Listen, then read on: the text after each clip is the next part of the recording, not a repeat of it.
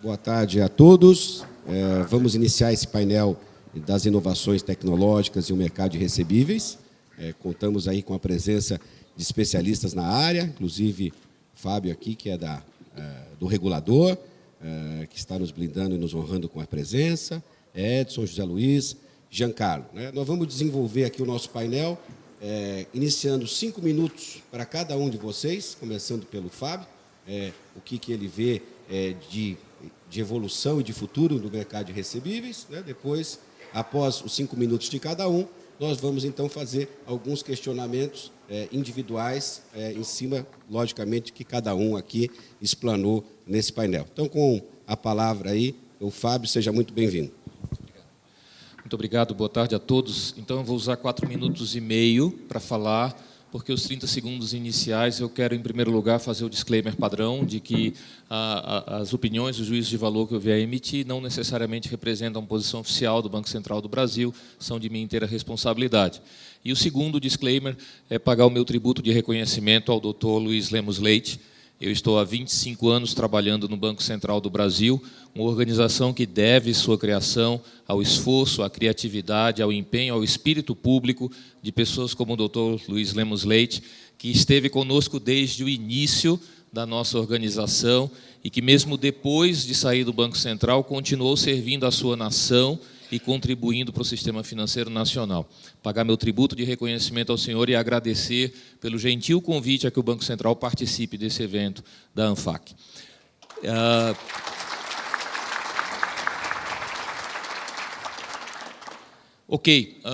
Eu acredito que a fala do diretor Otávio Damaso na manhã de hoje ela já foi bastante rica e já endereçou muitos dos pontos que nós precisaremos discutir ao longo desse painel. O primeiro aspecto que nós precisamos dizer é: o mundo realmente está num processo de transformação bastante rápido, bastante intenso, bastante profundo, e esse processo de transformação ele traz consigo toda uma adaptação regulatória que viabiliza, que dá segurança jurídica, que pavimenta o caminho para que toda onda de inovação, de fato, traga consigo melhor qualidade de vida, mais desenvolvimento econômico, maior bem-estar para o cidadão brasileiro. Nessa perspectiva, pontos que o diretor Otávio Damaso tocou na manhã de hoje e que são importantes nessa primeira abordagem do nosso tema. O primeiro deles eu tenho todo um processo de digitização de documentos, é a desmaterialização dos processos, a desmaterialização dos papéis. Não é? O próprio dinheiro passa por um processo de desmaterialização. E essa desmaterialização dos documentos, ela também repercute para os títulos de crédito, para aqueles ativos que efetivamente podem lastrear o endividamento, especialmente das pessoas jurídicas de pequeno e médio porte nesse país. Um dos nossos atuais diretores no Banco Central do Brasil, o diretor João Manuel Pinho de Mello, ele costuma insistir bastante desde o seu pronunciamento na sabatina no Senado Federal: a inovação é pró-competitiva. A inovação é pró-competitiva porque a inovação, de fato, abre espaço para que novos agentes efetivamente entrem neste mercado. Uma vez que as barreiras à entrada são destruídas, os novos agentes entram no mercado, viabilizando uma ampliação do provimento de crédito, do provimento de produtos e serviços bancários para o cidadão brasileiro.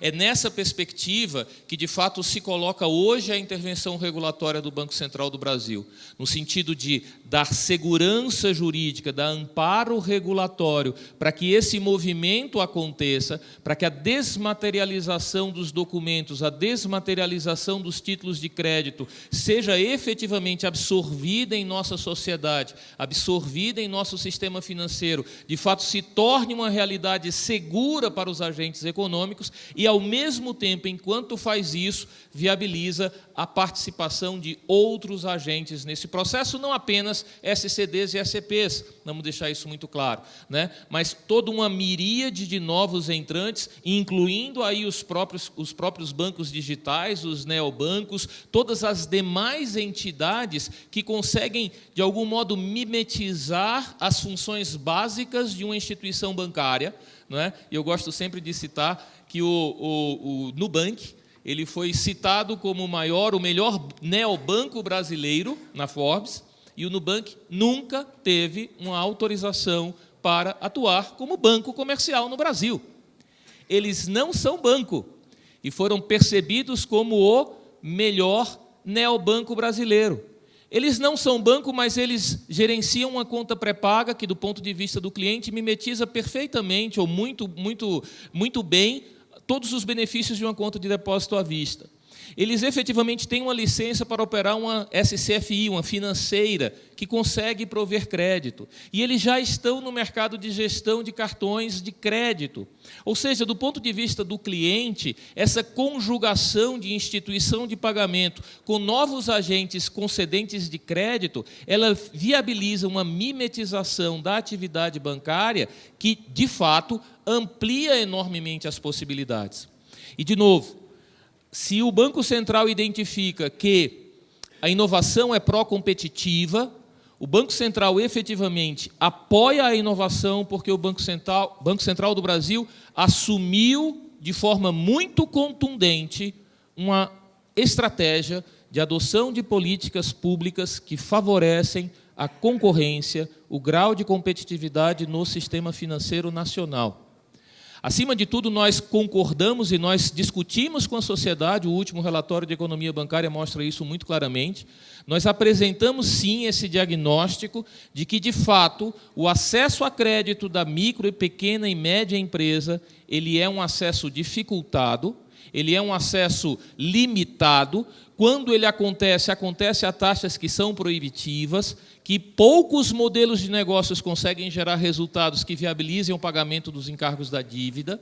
E, para as pessoas físicas, da mesma forma, quanto menor a renda, quanto menor a escolaridade, maior a dificuldade de acesso, e quando acontece o acesso, acontece muitas vezes a taxas proibitivas e inviabilizando uma adequada saúde financeira do cidadão. O Banco Central faz esse diagnóstico e procura intervir para viabilizar um ambiente que, de fato, permita que essas questões sejam resolvidas. Ao longo do painel, a gente vai falar mais, eu quero crer, sobre os recebíveis, né, a registradora de recebíveis, duplicata eletrônica, que foram temas que já foram pinçados pelo diretor Otávio e acredito que vão ser o ponto central, quero crer, desse nosso debate. Se houver outra oportunidade, a gente volta para isso. Eu acho que eu já monopolizei demais o tempo. Obrigado. Com certeza haverá. Agora passo a palavra ao Edson Santos, que além de ter no seu currículo aí grandes feitos, é também advisor do nosso patrocinador Idetrust. Seja muito bem-vindo aí, Edson. Gostaríamos de ouvir as suas palavras iniciais sobre as inovações do mercado de recebíveis. Primeiramente, muito obrigado pelo convite, especialmente ao Dr. Luiz pelo convite, a todos os diretores da ANFAC. É um prazer estar aqui com esse painel tão rico. Eu vou pegar o gancho que o Fábio nos deu. Ele falou de digitalização, ou digitação, como queira. Falou de desmaterialização. Eu vou nesta linha também. Todas as novas tecnologias que trazem isso, elas acabam trazendo também uma desintermediação. Eu acho que um dos setores relativamente pouco desintermediado é o setor financeiro. Então, vamos prestar atenção nas tecnologias que podem desintermediar. É claro que novos participantes virão para esse mercado com as suas tecnologias, mas alguns ficarão no meio do caminho, provavelmente, que não se adaptarem a isso. Com essa desintermediação, desmaterialização, é muito natural a gente poder falar em demonetização ou desmonetização. Ou seja, olha para o setor de meios de pagamento, você vê que os preços caíram significativamente, ou seja, os preços se tornam mais acessíveis, e com isso você tem a democratização. Então, esses são 5 dos Ds que fazem parte das empresas de crescimento exponencial, já muito divulgado nas mídias, e que eu presto muita atenção nelas. Então, esse movimento parece estar presente na nossa vida já há algum tempo, e ele deve se acelerar ao longo dos próximos anos. Nesse sentido, especificamente na área de meios de pagamento eletrônico, principalmente cartões de crédito, onde minha carreira tem se situado nos últimos 20 anos, vale lembrar o registro dos recebíveis com cartão. Então, até outro dia, ou até hoje ainda, poucos players têm acesso a esses recebíveis e fazem os pré-pagamentos ou antecipações. E com relativa simplicidade na hora de fazer.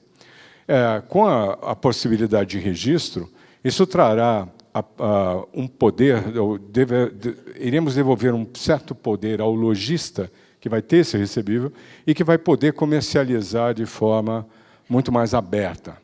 Essa é uma inovação, não se trata exatamente de uma tecnologia, na verdade vem uma regulamentação, corrigir talvez um problema, e em cima dele novas tecnologias surgem. Não só a registradora, mas existem outras coisas que acontecerão ao entorno desses recebíveis. Como, por exemplo, hoje, como um credenciador, eu faço o pré-pagamento ou antecipação de recebíveis e não tenho que me preocupar muito com quem eu estou pagando, porque eu conheço a transação, e de quem eu vou receber, porque o risco é muito baixo. Na medida em que um novo player que não está participando desta transação pode comprar esse recebível, ele sabe muito pouco sobre o que ocorreu na transação. Embora o risco pareça baixo, porque se trata de um banco pagando, mas a transação pode não ter se concluído na sua totalidade. Existem regras que esses participantes não conhecem.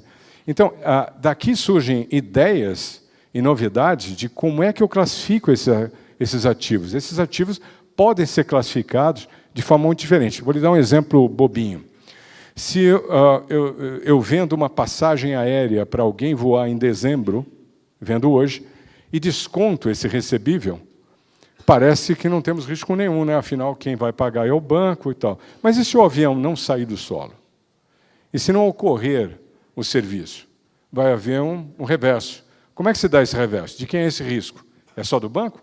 Ou é seu? Essas são coisas que a gente tem que prestar atenção.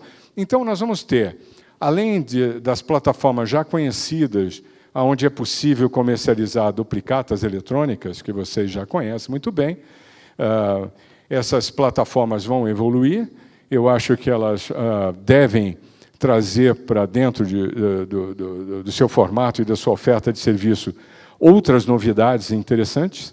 E quando essa plataforma começar a comercializar recebíveis com cartão, nós temos uma possibilidade de classificação de determinados ativos e com nova tecnologia. Outra coisa sobre recebíveis com cartão, que vale a pena explorar, é como é que eu posso ter certeza que essa transação que eu estou comprando e pré-pagando ou antecipando, ela se dá na sua plenitude. Então, hoje nós temos sistemas que fazem isso, sondas que são capazes de acompanhar a transação da sua origem até a sua liquidação e dar à empresa de fomento a capacidade e o domínio de saber que esse ativo tem o valor que ele imagina ter. É por aqui que eu fico, tá bom? Agora eu passaria a palavra ao colega, dileto amigo Giancarlo Melito, do Barcelos Tucunduva Advogados, para que também possa ter os seus 5 minutos para fazer as considerações iniciais. Obrigado, Zé Luiz. Eu também não posso deixar de iniciar a minha fala sem agradecer o convite da ANFAC, em especial na pessoa do Dr. Luiz. É um grande prazer voltar a casa, né? Eu tive o prazer de atuar aqui na ANFAC, junto com o Zé Luiz, por 2 anos no Conselho Jurídico da Associação. Então, é sempre um grande prazer poder retornar e reencontrar aqui velhos amigos. Também um prazer muito grande em estar ao lado de pessoas de tão brilhante conhecimento aqui nesse painel, né? Pessoas que eu já tive o prazer de compartilhar outras apresentações e desfrutar um pouco do conhecimento, do debate do tema. O tema ele é muito interessante, né? Poucas certezas a gente tem na vida. Eu diria que uma das que eu tenho é que as pessoas não vão voltar a usar dinheiro como se usava ultimamente no passado físico, né? O mundo está ficando mais digital, né? A tendência de todos os pagamentos é ser eletrônico, né? Isso não tem volta, é uma questão de evolução. fazendo uma propaganda aqui, o livro do Edson menciona bem a evolução da moeda, e isso fica nítido para a gente. Tá? Não adianta a gente querer lutar contra isso. Melhor do que lutar contra a evolução, lutar contra o que muda uma situação atual, é enxergar as oportunidades que essa evolução nos traz. Né? E eu diria que o mercado de meios de pagamento traz muitas oportunidades para quem está no mercado de fomento, porque abre para todos esses empresários um leque muito grande. Tá? Já foi mencionado na palestra anterior, o Fábio deu uma pincelada no tema, eu acho que vale a pena a gente aqui aprofundar um pouquinho mais, é a própria figura da SCD, né, da Sociedade de Crédito Direto. Tá? Sempre se teve no Brasil a ideia, e verdadeira, de que o mercado financeiro é um mercado muito concentrado, né, na mão de poucos players que possuem um market share muito grande. E que isso seria uma das causas de nós termos taxas como as praticadas no Brasil. Sem entrar aqui na discussão se essa é ou não é a principal causa das taxas de juros no empréstimo no Brasil, o fato é que desde 2013, pelo menos é assim que eu, advogando no segmento, enxergo, o Banco Central tem tido uma conduta muito interessante no mercado de pagamentos e replicou essa conduta no ano passado na SCD. Qual é essa visão que, de fora do Banco Central, eu enxergo? O Banco Central percebeu que no binômio, que para que o mercado funcione adequadamente, tem que se trabalhar o binômio concorrência e segurança. Me parece que o Banco Central sempre teve a preocupação com a segurança do sistema financeiro, e não é à toa que nós temos um dos sistemas financeiros mais seguros. Tá? Porém, me parece que ele percebeu que era necessário gerar concorrência. Tá? E desde 2013, isso funciona muito bem no mercado de payments brasileiro. Tá? Por quê? Porque ele viabilizou, e citou aqui o exemplo da Nubank, né, que empresas com um custo regulatório muito menor, né, com uma barra regulatória muito menor do que uma instituição financeira, um banco que pode deter contas de depósito, né, conta corrente, conta bancária, que essas empresas também possam oferecer aos seus clientes contas de pagamento, né, sem precisar preencher ou arcar com uma regulação tão pesada como a dos bancos. E o exemplo está aí, o exemplo está colocado. Olha a quantidade de carteiras digitais que nós temos. Né? Falando em oportunidades para os empresários de factoring, está aí a operação que viabiliza, sim, você custodiar, fazer a gestão do dinheiro do seu cliente, né, oferecendo a ele uma conta de pagamento. E, através dessa conta de pagamento, a gestão de pagamento a fornecedores, a liquidação dos títulos adquiridos pela factoring ou pelo FDIC nessa conta de pagamento, tá, com um custo regulatório muito mais baixo. Essa mesma ideia, binômio, concorrência e segurança, foi colocada na SCD. Né?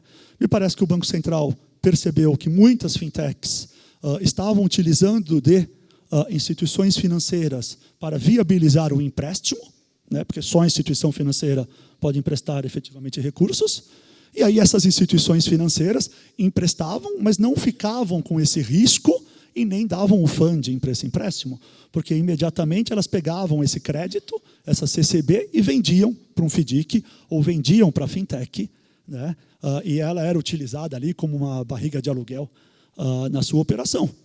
Percebendo esse tipo de situação, o Banco Central colocou em consulta pública, ouviu o mercado e, posteriormente, legalizou, criou a figura da SCD com um capital social de R$1 milhão, que viabiliza para muitos mais players criarem a sua instituição financeira. Uma SCD é uma instituição financeira que empresta recursos, que também pode comprar direitos creditórios e pode ser detentora de conta de pagamento para oferecer para os seus clientes. Né?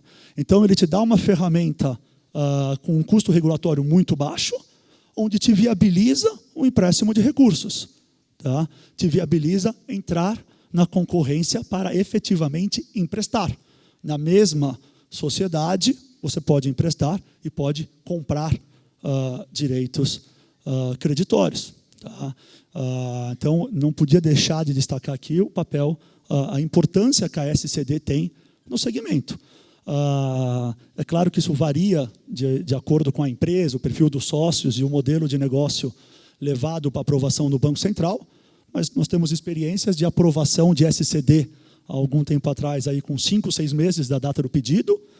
Hoje esse prazo está um pouquinho mais longo, me parece que pela quantidade de pedidos que tem no Banco Central, mas o fato é que você consegue ter a sua financeira para emprestar recursos num prazo muito mais curto, com um custo regulatório muito menor.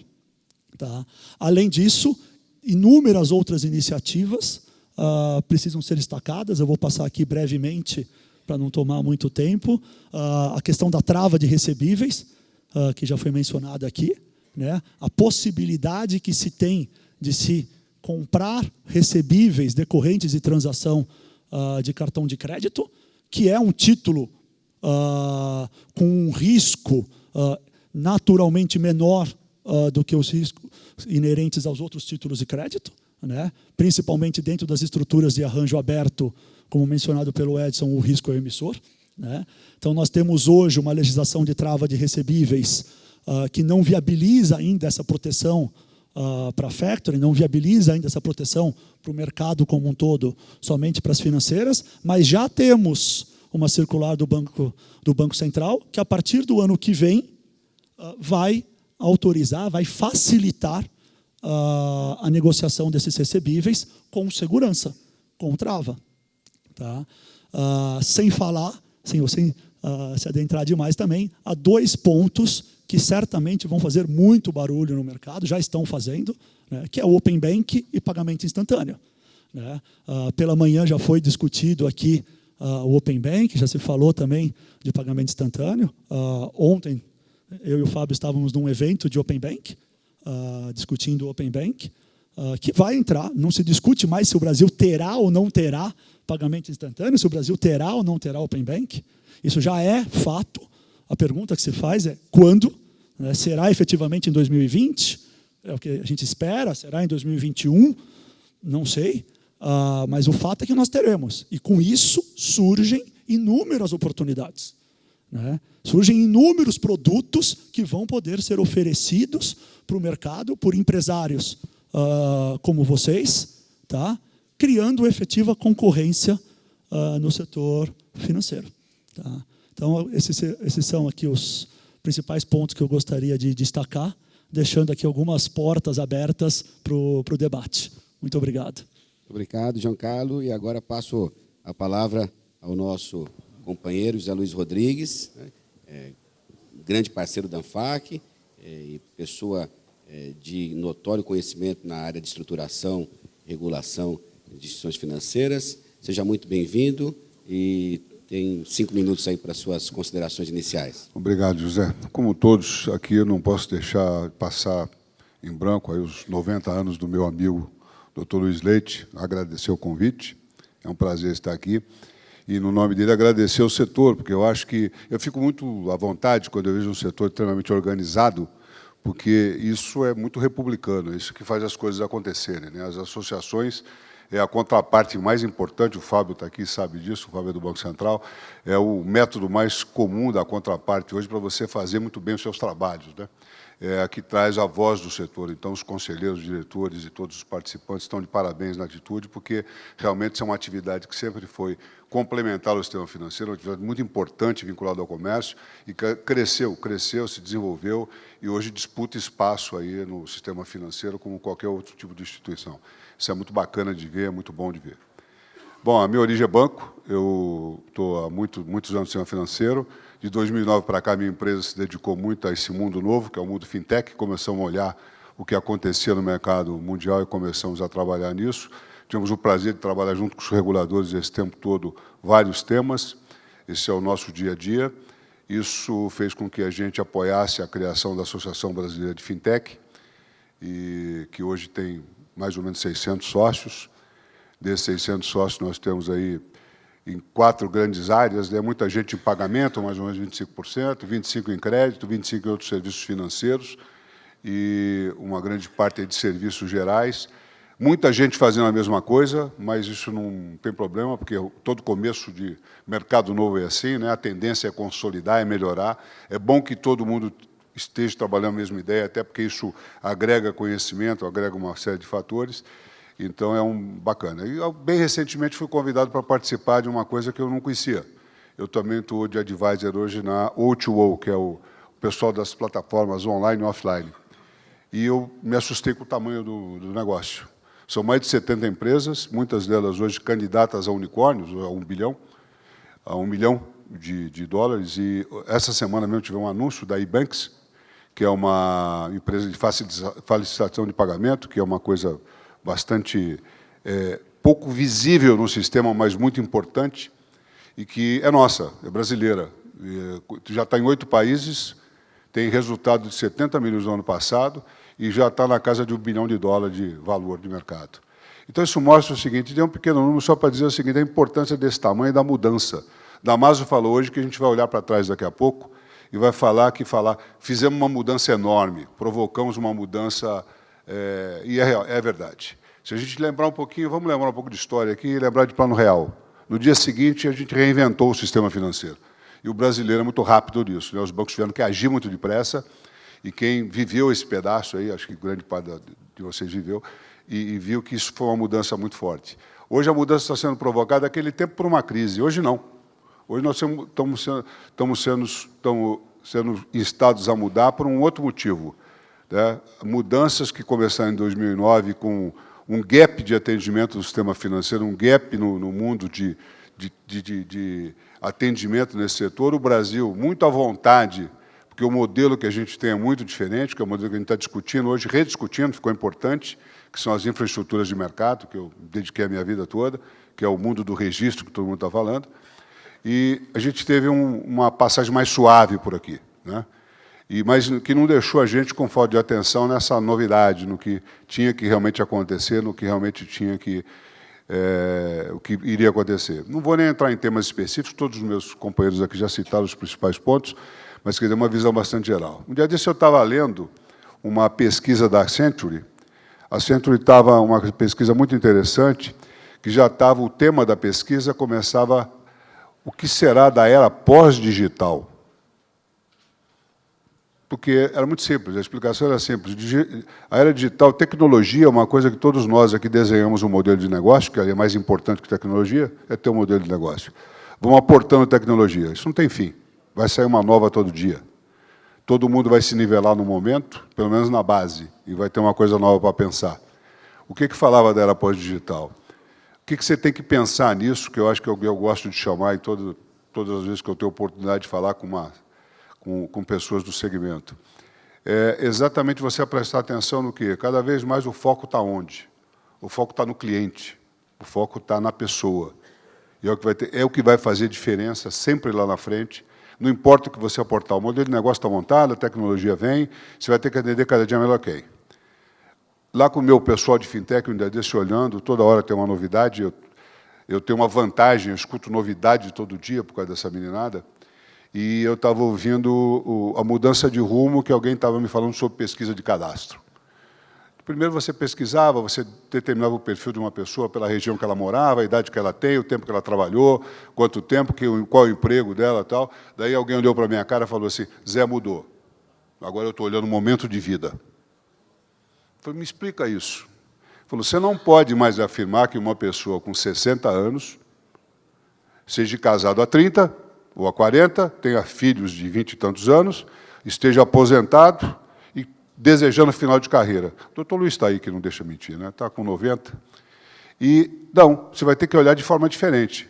Você vai ter que estudar esse cara pelo momento de vida. Ele pode estar no segundo casamento, pode ter um filho de 5 anos, pode estar com ele na escola, e pode estar viajando para a Disney, de vez de viajar para a Europa, tá? Porque é o outro momento. E é verdade. Então, você tem um momento de vida que você vai ter que olhar. Para que isso é importante? Porque esse cara consome outro tipo de produto. Ele consome outro tipo de necessidade, ele tem outra visão do mundo. Então, é tudo que a gente está falando aqui, sabe, dos diversos segmentos, a gente está falando de regulação, a gente está falando dos principais pontos de regulação, a gente está falando dos principais sistemas que vão rodar, pagamento instantâneo, uma série de coisas, mas foco. Qual é o foco disso? O que é a era pós-digital que eu estou muito interessado em olhar? É onde nós vamos acabar. Vamos acabar nunca. A gente vai ter que olhar cada vez mais quem é esse cara, quem é esse consumidor, e fazer o melhor trabalho, que é para ele que a gente trabalha todo dia.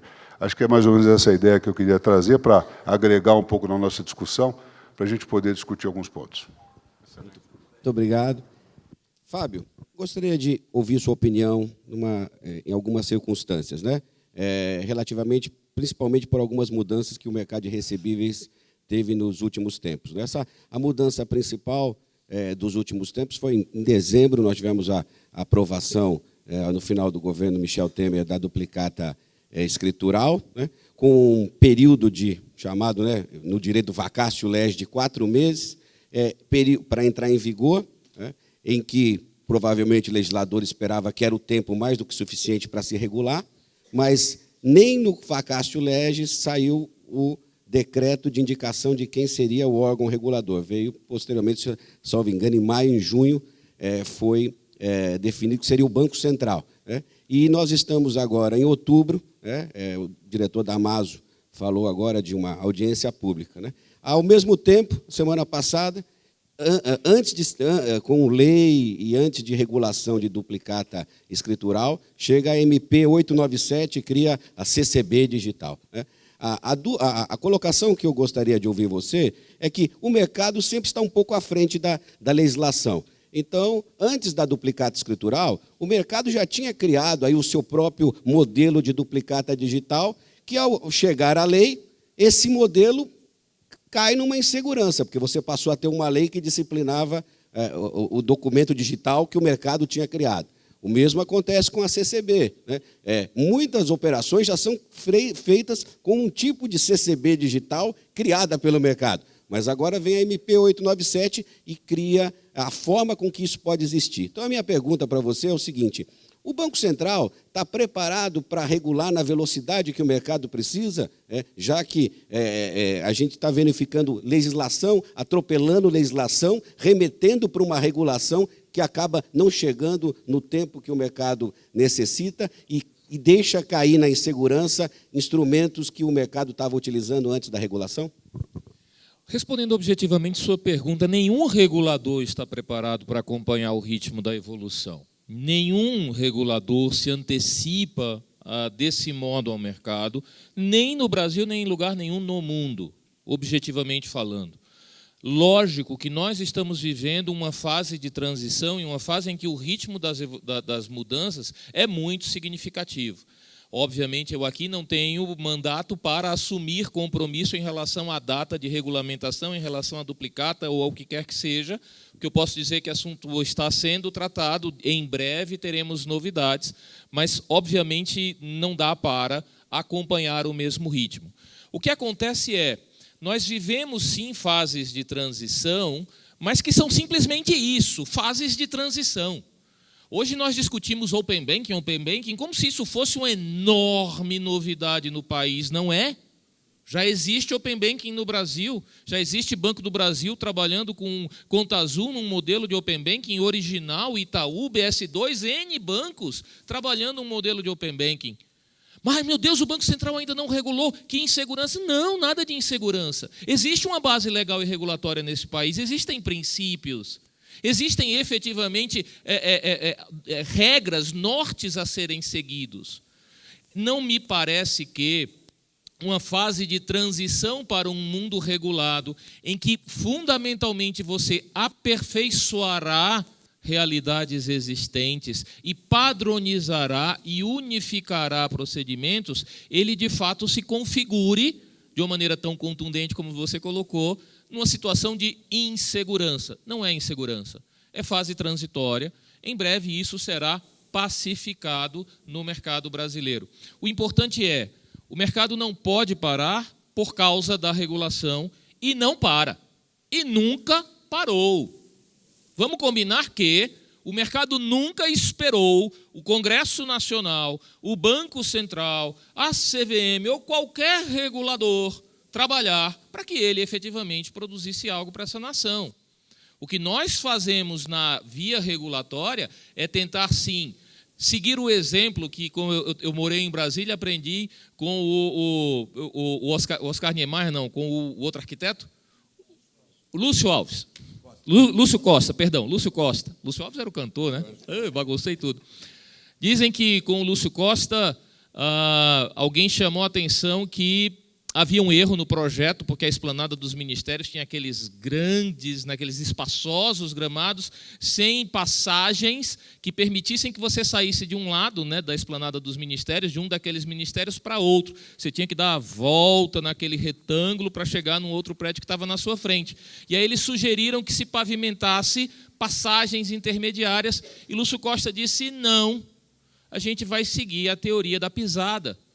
Deixa as pessoas transitarem por esse gramado, criarem os seus caminhos. Depois que as pessoas reais disserem para mim qual é o caminho a ser seguido, eu entro e pavimento aquele caminho. Essa estratégia, Lúcio Costa, é extremamente útil para o processo regulatório. Veja, não cabe ao regulador exercer o papel de empreendedor. Não cabe ao regulador exercer o papel de criação. O papel criativo é, por excelência, o papel do empresário, do empreendedor schumpeteriano, já que eu sou economista por formação. Tá certo? O regulador pavimenta isso tudo. E, de novo, há uma série de iniciativas para isso, não apenas a regulamentação que você citou. Nós estamos vivendo um momento único nesse país. Eu acho que a apresentação hoje do economista do Bradesco foi muito rica nesse sentido, mostrando a importância de criar as condições para que se reduza a taxa de juros. Reduzindo taxa de juros, você abre um maior apetite a risco dos agentes superavitários da economia. Mais gente vai querer investir recursos em ativos que carregam risco de crédito. Então, isso tende a aumentar a oferta de recursos disponível para crédito. Ao mesmo tempo, sim, num timing que eu estive recentemente na Fiesp discutindo questões de competitividade e medidas concorrenciais e medidas pró-competitivas do Banco Central. E eu tive que ouvir de uma pessoa, o Brasil tem pressa. Eu disse, lamento, eu sei que o Brasil tem pressa, eu sou brasileiro. Eu sei que o Brasil tem pressa, mas a regulamentação não pode ser apressada. Veja o que acontece com o mercado de pagamentos. 10 anos atrás, 2 adquirentes. À época, Redcard e VisaNet, atualmente Cielo e Rede, né? Hoje, mais de 20 adquirentes. 25. Até o final do ano, 25. Aqueles que antes tinham quase 100% do mercado, hoje estão com 60 e pouco. 65, talvez. 10 anos. 10 anos para que isso acontecesse. O Brasil tem pressa? O empreendedor brasileiro tem pressa? Sim. Mas, infelizmente, o regulador não é o Deus do Gênesis. Aquele que diz, faça-se e o mundo muda. Faça-se a luz e aparece a luz. Só depois vem o sol e as estrelas, mas a luz aparece no comando do Deus do Gênesis. O regulador, ele é mais o Deus do Êxodo. Aquele que define o norte, que define a política pública. É naquela terra prometida ali que a gente quer chegar. Define alguns Moisés e diz, pessoal, vamos caminhar. Esse é o norte. E a gente constrói na jornada esse caminho até chegar à terra prometida. Infelizmente é assim. Eu sei que o Brasil tem pressa. Eu sei que o empreendedor tem pressa. Mas 25 anos de Banco Central criado com o esforço do Dr. Luiz Lemos Leite, o que eu posso dizer para vocês é, infelizmente, o timing do regulador no Brasil e no mundo não é o mesmo. Maior oferta de crédito, maior estrutura, infraestrutura para reduzir a assimetria de informações no provimento de crédito, cadastro positivo sendo regulado, não é? Maior garantia do credor em relação à formalização dessas garantias de recebíveis, inclusive, de novo, falando de infraestruturas de mercado e de registradoras. A gente está construindo as bases para que esse processo aconteça e o meu papel, para concluir a resposta, é só pedir, por favor, um pouco mais de paciência com a fase transitória, mas é só transição, acreditem. Excelente, muito obrigado, Fábio.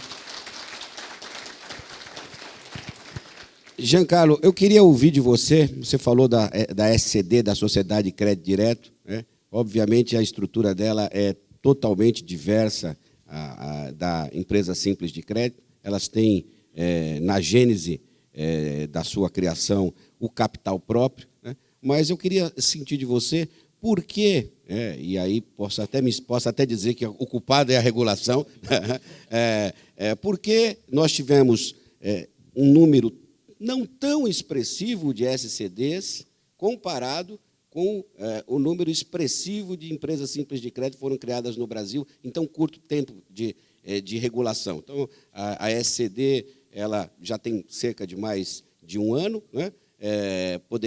Gostaria até que você me dissesse se tem esse dado do atual número de SCDs que nós temos criados, ou, de repente, o Fábio tenha, comparado com cerca de 440 empresas simples de crédito que foram criadas de 24 de abril até hoje, né? Aonde você vê o problema, ou se realmente deveria ser assim, ou é difícil criar uma SCD? Gostaria de ouvir a sua opinião. Claro. Zé Luiz, só vou pedir permissão para entrar um pouco na linha da colocação do Fábio, tá? De que, de fato, hoje em dia, as evoluções elas são muito ágeis. A evolução é muito rápida, né? Então, os produtos mudam de uma maneira muito rápida. Antes se criava um produto, você tinha um tempo longo, você tinha uma legislação que perdurava por muito tempo, que se sustentava, né, por muito tempo, para se ter uma inovação, se ter uma mudança. Hoje, tudo é muito dinâmico. E no mercado de pagamentos, o mais importante que a gente vê quando o cliente nos procura e quer montar um produto, quer ter uma estrutura diferente, é exatamente na linha do que o Fábio falou. Qual é o norte que o Banco Central está dando? Né?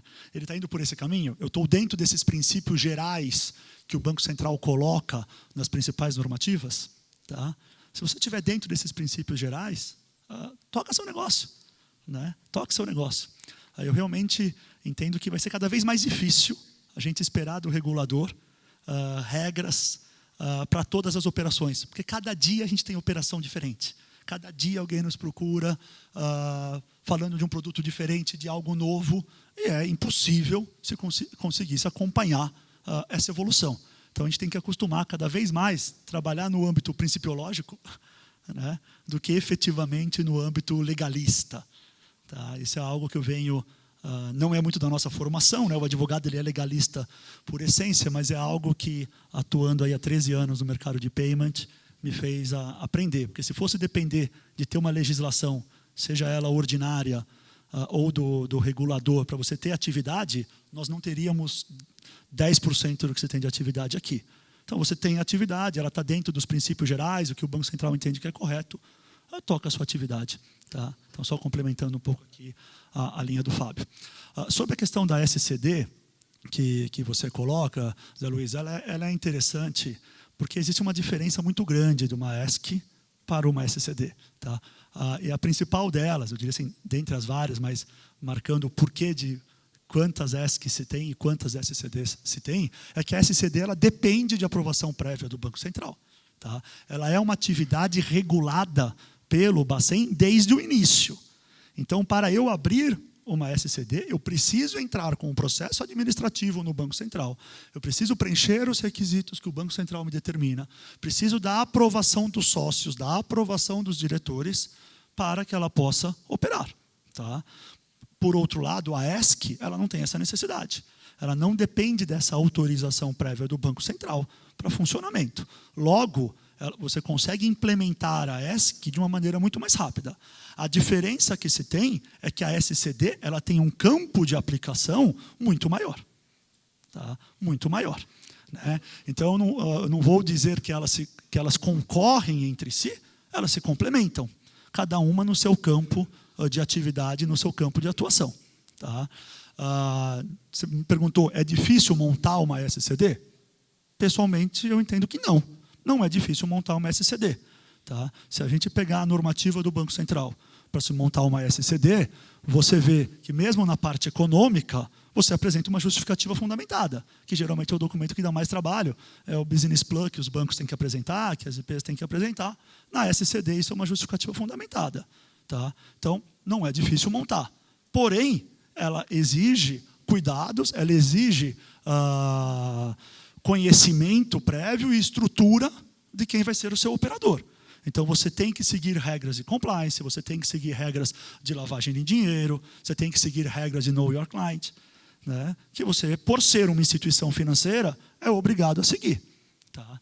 Eu não tenho números atuais de quantas se tem, o Fábio...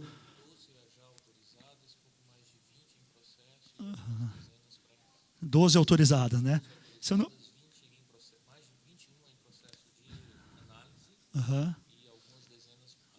Na fila para entrar. Eu não sei o número exato, mas a última vez que eu tinha 20 dessas 12 autorizadas, eu acho que tinham 6 ou 7 operacionais. Já não sei se todas as outras já estão operacionais. A maior parte já está operacional. Eu lembro que a última vez que eu tinha visto, tinham 6 ou 7 que já estavam operacionais. Né? Então, realmente, de fato, é um número pequeno se comparado da ESC, mas a gente precisa entender que são estruturas jurídicas diferentes e cada uma tem uma finalidade específica. Tá? Acho que isso é importante deixar claro. Tá? Edson, eu gostaria de ouvir de você, né? Você que é um especialista na área de cartões de crédito, hoje o diretor da Amazo, o próprio Fábio, também destacando a questão do registro dos recebíveis de cartão de crédito, que é quase, né, me corrija se eu estiver errado, quase um marketplace para a aquisição desses recebíveis de cartão de crédito, numa colocação que foi o empoderamento do lojista, do vendedor. Né? Você acha que para o mercado de recebíveis, né, com as duplicatas digitais, as plataformas, os marketplaces de recebíveis e as plataformas de financiamento de fornecedores que as próprias grandes empresas montam agora, você acha que nós estamos caminhando também para o empoderamento do chamado cedente nas operações de fomento comercial? Totalmente. E, veja, eu fui diretor financeiro, fui CFO da Reddicar por 9 anos. Eu era responsável pelo produto que lá se chama RAV, que é a antecipação de recebíveis. E durante a nossa época, a gente não aceitava, não permitia e não anuía nenhuma operação. Eu não me lembro de ter anuído na verdade, uma operação, que foi o primeiro FDIC do antigo, lá atrás do Rebel Bank. A gente foi obrigado a anuir porque os sócios mandaram. Mas a gente não aceitava essa operação. Então, ao não aceitar essa operação, e como éramos a única, não exclusiva, a exclusividade da Reddicar e a Mastercard terminou em 2001, 2002, pouca gente sabe disso. Mas nós éramos os únicos acquirers, ou credenciadoras da Mastercard, então toda vez que o lojista tinha um título a receber da Mastercard, era com a gente que ele falava, não podia falar com mais ninguém. E aí você cria, aí sim, uma exclusividade, uma capacidade único capaz de fazer antecipação. Nós não deixávamos nem os bancos fazerem. A Cielo, a Visanet fazia, mas a Reddicar a gente não deixava. Na verdade, isso foi um projeto que eu participei em 2006. Nós apresentamos uma ideia para os bancos e convidamos os bancos para fazer a trava de domicílio. Nós faríamos a trava para eles, em troca de um fizinho, claro, e eles poderiam fazer a antecipação de recebíveis. Daí, em 2006, começa essa abertura. Mas, veja, o poder nunca teve na mão do lojista. Porque ou ele antecipava com a gente com uma ligação telefônica, era o único poder que ele tinha. Uma ligação, ele antecipava no dia seguinte, estava lá, ou ele tinha que dar alguma outra coisa a mais para o banco, uma trava de domicílio, por exemplo. Isso tudo muda, não agora, mas quando o registro for efetivo, o registro é efetivo, mas quando a operação for se efetivar, o lojista que vendeu e tem um a receber, seja este a receber de 30 dias ou um parcelado de 12 parcelas, ele vai ter condições de procurar um comprador para esse título de maneira mais adequada. E como é que ele vai fazer isso? Ele não vai sair por aí vendendo título, né? Eu acho que aí é que entram as plataformas especializadas. Então, as plataformas que a gente conhece hoje, que tem hoje, muitas são ancoradas num cedente, vai ser um pouquinho diferente, eu acho que na questão do cartão de crédito, mas eu acho que as empresas que têm a capacidade de criar essas plataformas também incrementarão serviços associados a elas. Como eu disse no início, veja, não é porque tem um recebível com um cartão que é tudo igual. Não é. Depende do que eu vendi, para quem eu vendi. Tem algum risco que você precisa entender. Vou voltar àquele exemplo, né? Você se lembra da VASP? A gente não quebrou a VASP, a gente só disse quando é que ela parava de funcionar. Porque a gente parou de fazer antecipação e ela parou. Ela já estava quebrada, mas ela sobrevivia porque a gente fazia antecipação. Quando a gente parou, ela parou. O risco era enorme de fazer. E quando a gente percebeu isso, ninguém perdeu dinheiro com a VASP ou com a Transbrasil, mas elas pararam por conta disso. Existem outros riscos que você tem que prestar atenção. Vocês já ouviram falar de algumas subadquirentes que quebraram porque não souberam trabalhar a antecipação e criaram problema até para o Banco Central, porque o Banco Central não regula a sub diretamente, quem o faz são as bandeiras e as credenciadoras. Mas nós já tivemos casos, 3 casos conhecidos, eu não vou falar os nomes aqui por respeito, mas em que o prejuízo foi muito grande. Então, essa plataforma, sim, respondendo, a plataforma ela vai poder ofertar isso, e eu espero que ela o faça com um serviço agregado, que ajude a perceber os riscos de fraude que podem estar envolvidos e melhore a capacidade de investigação e liquidação. Ok? Obrigado. Eu gostaria de ouvir a sua opinião. Hoje o diretor da Amazo também fez a colocação de que ele imagina que com a duplicata escritural, você vai aumentar a possibilidade de crédito do microempresário ou do pequeno empresário, que hoje ele até fez a colocação de algo em torno de 10% perto do 100% que ele teria de recebíveis. Você acredita que o mercado financeiro, principalmente os bancos, passarão realmente a ter um interesse sobre esse mercado, ou ele continuará, na sua opinião, ainda sob, não o controle, mas sob o aporte, o fomento, né, exatamente, dos players do fomento comercial, que hoje realmente propiciam para o microempreendedor não 10%, mas 100% do que ele realmente vende, FDIC, securitizadoras, empresas de fomento comercial, factoring e as ESCs. O que você acha? Vão entrar no mercado os bancos atraídos pela duplicata escritural ou ainda continuarão no mesmo posicionamento que tem hoje? Olha, eu acredito que sim. Eu acredito que o sistema financeiro todo entra, e não só o sistema estabelecido, formal, mas o sistema novo, fintech, também vai entrar nisso. E a competição aumenta muito, porque, na verdade, o que nós estamos falando aqui, acho que a linha, o Fábio me dá licença, falando um pouco de Banco Central, que eu vivo isso todo dia, a decisão é muito clara, que empoderamento das pontas hoje, empoderamento de quem emite, empoderamento do cliente. Quer dizer, você está falando de desmaterialização, saiu a medida provisória agora, que está desmaterializando o resto dos papéis que estavam faltando aí, basicamente. Tá? Então, vamos lá. Tem uma coisa importante lá dentro, chamada CPR. Por que esse é um mundo importante? Esse mundo de crédito tem que mudar da porteira para fora. Para mudar, você tem que empoderar quem? Quem emite. Tá? Na duplicata, a mesma coisa. A duplicata era quase que inexistente, né? Conhecida por vocês, pelo mundo factoring, pelo mundo de fomento. Tá? Por quê? Por causa da dificuldade. Daí a nota fiscal eletrônica começou a se compor esse negócio novamente. Tá? Viabilizar o começo da história novamente. E você, não tenho dúvida que a hora que você puder emitir, falta uma figurinha aí no meio, que a gente tem falado muito, que é uma coisa que todo mundo está entendendo, ouvindo no mercado, chamando de escriturador, né? Que, na verdade, transformando em uma coisa bem simples, é book, é livro de contabilidade, é onde nasce o papel. Né?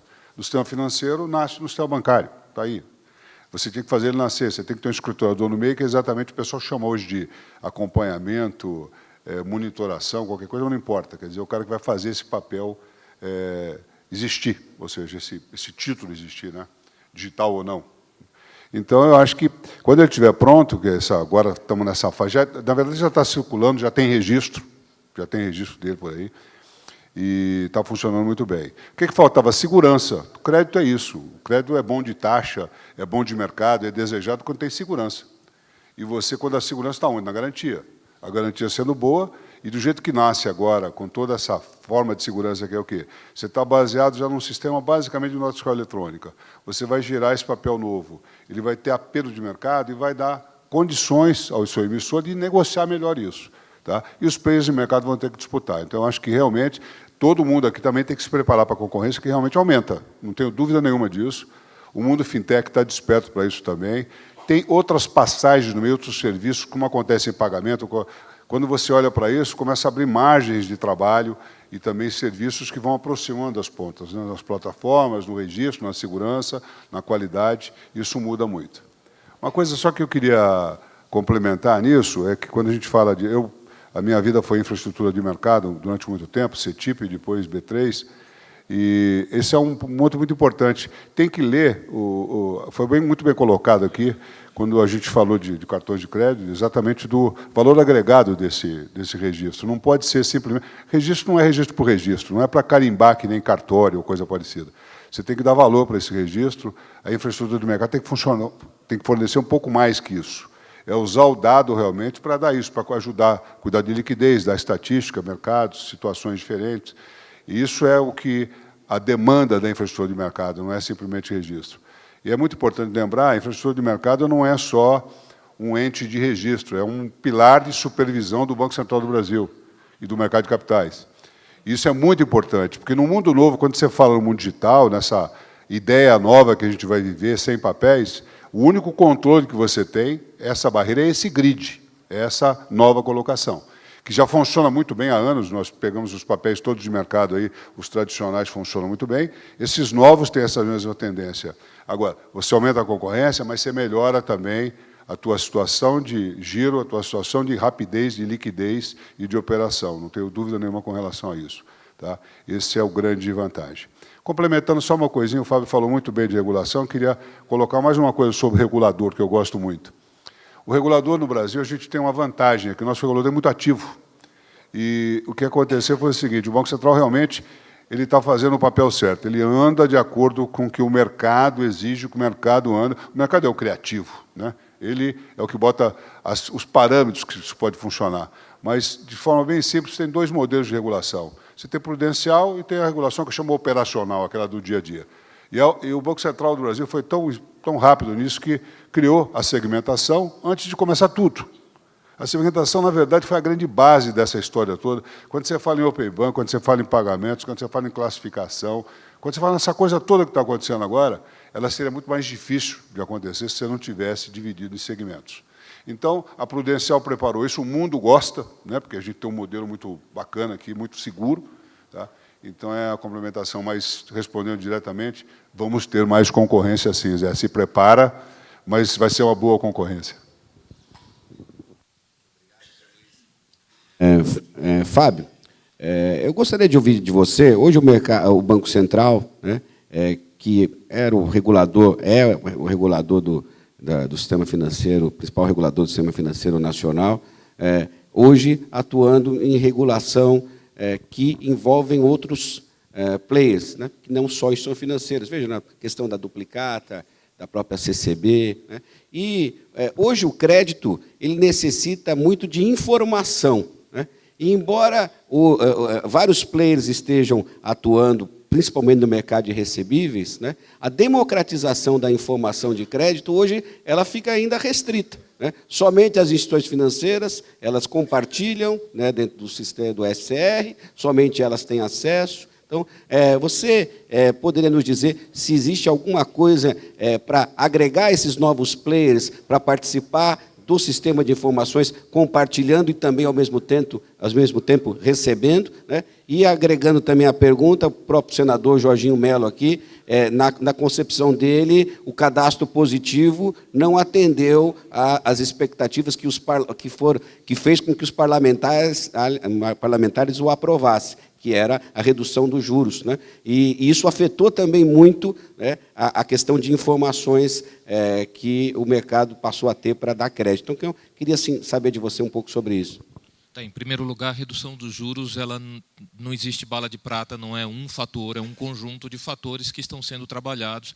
E nesse particular, eu recomendo vivamente a leitura de algumas partes específicas do nosso último relatório de economia bancária, em que a gente tenta dissecar o spread bancário no Brasil, identificar efetivamente os seus elementos contribuintes e, a partir daí, endereçar ações para cada um dos elementos. Inclusive, o tratamento proporcional na regulação que vem a partir da segmentação que foi comentada agora há pouco. Especificamente sobre essa questão da redução de assimetrias, o cadastro positivo ele traz sua contribuição, né? Nada, né, num ambiente democrático em que você efetivamente leva um debate para o Congresso, em que você ouve diferentes agentes, nada sai de acordo com o entendimento original de quem apresentou a proposta, né? Isso é parte do processo democrático, mas certamente o cadastro positivo ele tem uma contribuição relevante para a redução desse problema de assimetria de informações. Quando nós trazemos para dentro do sistema financeiro nacional outros agentes, e voltando a falar das SCDs e SCPs, quando eu batizo, quando eu trato essas entidades como instituições financeiras, eu também abro acesso à SCR, ao Sistema de Informações de Crédito, para essas entidades. Nós estamos ampliando a janela de captura de informações para modelagem de risco de crédito nessas entidades para 24 meses, de novo para ampliar essas informações. E, obviamente, né, eu acho que a grande iniciativa, a mais recente iniciativa, é de fato o projeto Open Banking, né, em que a partir do consentimento do cliente, você terá acesso a todas as informações lá na frente, né, após concluído o projeto, inclusive as informações transacionais. Se você é uma instituição financeira, já com uma participação direta no ecossistema de Open Banking, se não é uma instituição financeira, mediante contrato bilateral com a entidade autorizada a funcionar, também é possível acessar o ecossistema de Open Banking. E por que o ecossistema de Open Banking ele tem esse enorme potencial de reduzir a assimetria de informações? Eu achei muito pertinente a sua colocação de que todos nós precisamos estar atentos à questão da ampliação da concorrência. Eu achei muitíssimo ilustrativo no dia que eu fui convidado a falar sobre Open Banking no comitê de e-commerce da FEComércio. E quando eu estava nessa reunião, alguém falou, aqui em torno dessa mesa está 85% do e-commerce brasileiro. Porque efetivamente vem o conceito do dono daquele ecossistema. Se eu estou falando do e-commerce, eu estou falando de alguém que se relaciona com uma infinidade de vendedores, uma infinidade de pequenas e médias empresas, e que viabiliza transações de pagamentos para essas empresas dentro da sua plataforma. Uma plataforma de e-commerce é fundamentalmente pagamento e financiamento para comprador e para vendedor. Achei muito ilustrativa uma recente entrevista do presidente do Bradesco, em que ele dizia, hoje em dia eu acordo e não sei mais quem são os meus concorrentes, porque meus concorrentes podem vir de qualquer lugar. E isso é realidade, e isso também é redução de assimetria de informações. Eu discutia com o Edson um pouco antes da gente subir ao palco o caso da Libra, do Facebook, né? São mais de 2 bilhões de usuários. E qual é o grande produto do Facebook? Somos nós, são os usuários. Porque ele nos conhece, e a partir do conhecimento que ele tem da gente, ele começa a vender anúncios, vender produtos, vender tudo. Percebem? Esse é um novo mundo em que a assimetria de informações ela começa a cair por terra, não apenas pelas canetadas do regulador, mas pelo movimento natural da evolução tecnológica no nosso país. Em termos de medidas regulatórias, cadastro positivo, Open Banking, e pagamentos instantâneos, em algum grau, também contribuindo, e toda essa inclusão de novas entidades para dentro do sistema financeiro, viabilizando o compartilhamento de informações via SCR. Por hora, eu acho que é o que eu tenho a lhe comentar. Infelizmente, poderia ficar a tarde toda aqui debatendo, mas o nosso tempo é curto e a nossa pontualidade é britânica, né, doutor Luiz? Então, estamos seguindo o tempo. Eu te passaria 1 minuto para você fazer suas considerações finais e despedida, Giancarlo, e depois terminaremos com as despedidas do Fábio aqui, passando, logicamente, pelos dois outros companheiros, aí, Edson e José Luiz. Obrigado, Zé Luiz. Então, antes de mais nada, novamente agradecer, né, o convite para participar desse evento e deixar aqui a provocação para a plateia de que existe um mercado muito grande a ser explorado, né? O mercado de moeda eletrônica ele já é muito bem explorado no B2C, mas ele ainda tem muito a ser explorado no B2B. Né? O Luiz pode me corrigir se eu estiver errado, mas boa parte das fintechs, da B-Fintech, olham o mercado B2B, que é um mercado que ainda tem muito espaço para se entrar. Tá? E a Factoring, que atua nesse segmento, tem muita oportunidade se olhar o mercado de meios eletrônicos de pagamento. Tá? Independentemente do regulador, veio aqui o melhor exemplo que a gente podia ter de iniciativa do mercado independente de regulação, que o Edson mencionou, o RAV, o recebimento antecipado de venda, o pagamento antecipado, que até hoje não tem uma regulamentação do Banco Central, tá? Sobre esse assunto, e não é por essa falta que o mercado não faz, não pratica, e hoje é, para muitas das adquirentes e quase todas subadquirentes, a principal fonte de receita, mais do que o MDR. Tá? Então, finalizo deixando aqui a provocação de que tem um mercado gigantesco de oportunidade a ser explorada pelos empresários de fomento. Muito obrigado novamente. Edson. De novo, muito obrigado pelo convite. É bom participar com vocês. E como a gente fala de inovação, o tema era esse, principal, eu queria lembrar a vocês, tem várias definições sobre inovação, mas eu gosto de uma que divide a inovação em disruptiva e evolutiva. A evolutiva é o que nós fazemos todo dia, melhoramos alguma coisa, melhoramos um produto, um processo, a forma de entregar, um canal, e muitas vezes ela sempre incrementa algum resultado final, ela sempre melhora o resultado final, e muitas vezes não é tão percebida, como não é tão atraente. A gente gosta da palavra disruptiva. A disruptiva é aquela que traz uma coisa completamente nova, diferente, mas que exatamente agora não funciona muito bem. E ela não vai funcionar muito bem amanhã, depois, de repente, ela dá um salto e ela, sim, se torna disruptiva. Aconteceu assim com o iPhone, em 2007. Quem se lembra, alguém deve se lembrar. Então, prestamos atenção nas duas evoluções. As duas são importantes para a gente tem um sistema financeiro, comparado com o resto do mundo, extremamente avançado. Eu recebi outro dia uma ligação de um investidor querendo saber como é que se fazia pagamento em B2B. E eu disse para ele, esquece, aqui a gente tem um negócio chamado boleto, que não tem no lugar nenhum do mundo. É um negócio fantástico, criado por banco para banco. E eu tive que explicar boleto. Quando eu expliquei boleto, ele desistiu. Então, nós temos muita coisa boa no Brasil, nós temos sistemas muito evoluídos, o sistema de pagamento no Brasil é extremamente evoluído, teve que evoluir para poder combater fraude, por isso implantou tecnologia para isso. Agora, tem muito mais coisas para acontecer. Então, preste atenção nessas duas formas de evolução. Eu acho a inovação, todas elas são extremamente importantes. A gente tende a prestar mais atenção quando a palavra disruptiva aparece, mas ela não produz resultados tão imediatos quanto a evolutiva. Mais uma vez, muito obrigado. Minutos.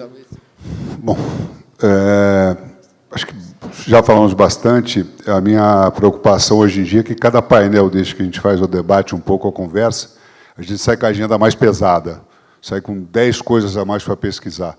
Antigamente você falava de passado, agora só se fala de futuro, não dá mais tempo, né? Você começa...